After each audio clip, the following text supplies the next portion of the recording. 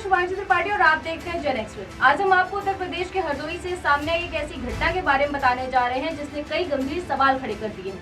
सवाल 30,000 रुपए का सवाल है, न्याय का, सम्मान का और उस व्यवस्था का जो दावा करती है कि कानून सबके लिए बराबर है। क्योंकि आरोप है कि सिर्फ 30,000 रुपए मांगने की वजह से एक दलित युवक को घर बुलाकर पीटा गया, जाति सूचक गालियां दी गई और जान से मारने की धमकी भी दी गई। जानकारी के मुताबिक ये विवाद 30,000 रुपए के लेन देन से शुरू हुआ। हरदोई के ग्राम धरौली निवासी वीरेंद्र उर्फ करण सिंह ने पुलिस को दी तहरीर में बताया कि करीमनगर मड़िया निवासी आशुतोष तिवारी के साथ मिलकर उसने एक 4 पहिया वाहन खरीदा था जिसमें उसने 30,000 रुपए लगाए थे। आरोप है कि आशुतोष तिवारी ने विश्वास में लेकर वाहन अपने नाम करा दिया। पीड़ित करण सिंह के मुताबिक कुछ समय बाद आरोपी आशुतोष तिवारी ने बिना जानकारी दिए वाहन को एक्सचेंज भी कर दिया। जब उसे इसकी जानकारी हुई तो उसने अपने पैसे वापस मांगे, लेकिन आरोपी टाल मटोल करता रहा।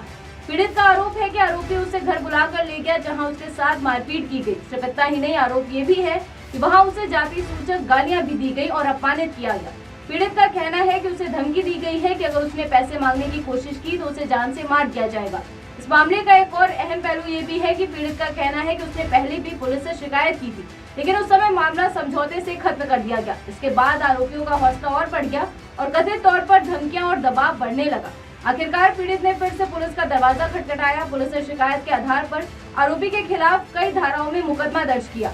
इनमें मारपीट, धमकी और अपमान से जुड़ी धाराएं शामिल है। साथ ही इस मामले में SC/ST अत्याचार निवारण अधिनियम की धाराएं भी लगाई गई हैं। SC/ST एक्ट भारत में एक विशेष कानून है जिसका मकसद दलित और आदिवासी समुदाय के खिलाफ होने वाले अत्याचारों को रोकना है।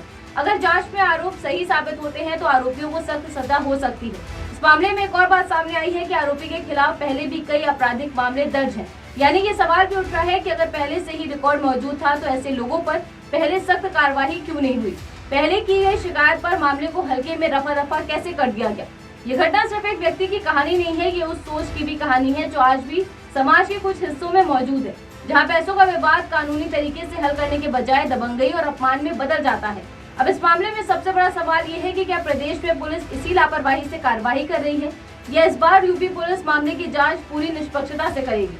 क्या पीड़ित को न्याय मिलेगा और क्या इस तरह की घटनाओं को रोकने के लिए कोई ठोस कदम उठाए जाएंगे। फिलहाल पुलिस का कहना है कि मामले की जांच जारी है और आगे की कार्यवाही की जाएगी, लेकिन जब तक न्याय नहीं मिलता ये सवाल बार बार उठता रहेगा कि किसी को सिर्फ अपने पैसे मांगने की इतनी बड़ी कीमत चुकानी पड़ सकती है। फिलहाल इस खबर में बस इतना ही। आप देखते रहिए जन एक्सप्रेस। धन्यवाद।